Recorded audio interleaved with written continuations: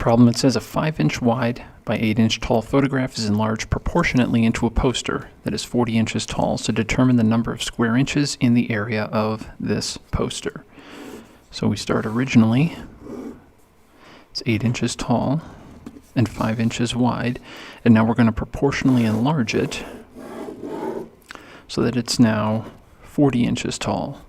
Well, if it was proportionately enlarged, that means whatever we multiplied the height by, we're going to multiply the width by. So if we look at it, from 8 to 40, what did we multiply by? We multiplied by 5. So that means we're going to do that down with the base. And so 5 times 5 is 25.